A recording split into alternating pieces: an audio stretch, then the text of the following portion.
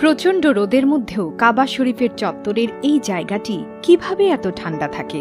হজে গিয়ে খালি পায়ে তাওয়াফ করার সময় প্রায় সবার মধ্যে এই প্রশ্নটি তৈরি হয়। আরবের প্রচণ্ড গরমে সরাসরি সূর্যের তাপে কিভাবে এই জায়গায় এত শীতল থাকে, সে প্রশ্নের উত্তর লুকিয়ে আছে এখানে বিছানো মার্বেল পাথরের মধ্যে। কাবা শরীফের চত্বরে বিছানো আছে পৃথিবীর একমাত্র বিশেষ বৈশিষ্ট্যধারী এমন মার্বেল পাথর, যা কেবল পাওয়া যেত গ্রিসের একটি পাহাড়ে। পুরো বিষয়টির পেছনে লুকিয়ে আছে অত্যন্ত আকর্ষণীয় একটি ঘটনা।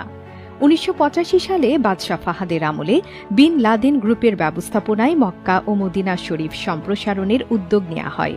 সেই সময়ে এই প্রকল্পের দায়িত্ব গ্রহণ করেন মিশরের বিখ্যাত স্থপতি ড. মোহাম্মদ কামাল ইসমাইল।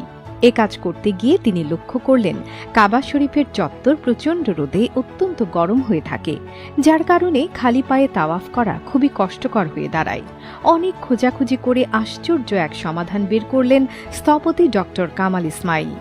অনুসন্ধান চালিয়ে ইউরোপের দেশ গ্রিসে মার্বেল পাথরের ছোট্ট একটি পাহাড় তিনি আবিষ্কার করলেন।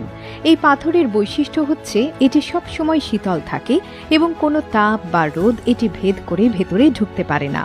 পরিকল্পনা অনুযায়ী সেই পাহাড়ের অর্ধেকটা তিনি কিনে নিলেন এবং পাথরগুলো কেটে কেটে মক্কায় নিয়ে আসলেন। পাথর স্থাপনের পর দেখা গেল বাস্তবেই এটি অত্যন্ত ঠান্ডা। প্রচণ্ড গরমের মধ্যেও হাজিগণ খালি পায়ে অত্যন্ত আরামের সাথে কাবা শরীফ তাওয়াফ করতে পারছিলেন। এরপর কেটে গেল ১৫টি বছর। এতদিন পরেও যখন দেখা গেল কাবার চত্বরে স্থাপিত সেই মার্বেল পাথরের অপূর্ব বৈশিষ্ট্য ঠিকঠাক রয়েছে, ফলে এবার মদিনা শরীফের মসজিদে নববীর দপ্তরে এমন পাথর স্থাপনের উদ্যোগ নিলেন বাদশাহ ফাহাদ। কিন্তু এই সংবাদ ড.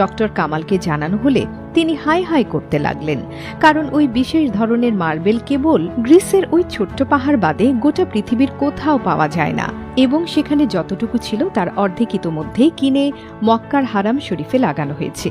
এরপর সেই পাহাড়ে যেটুকু মার্বেল অবশিষ্ট ছিল সেটা মসজিদে নববীর প্রশস্ত চত্বরের তুলনায় খুবই সামান্য। এরপরও বাদশাহ ফাহাদের পীড়াপিড়িতে ড. মোহাম্মদ কামাল ইসমাইল আবার গ্রিসে গেলেন।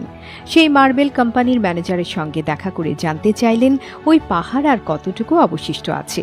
ম্যানেজার জানালেন ১৫ বছর আগে তিনি কেনার পরপরই পাহাড়ের বাকি অংশ বিক্রি হয়ে গেছে। এ কথা শুনে ড.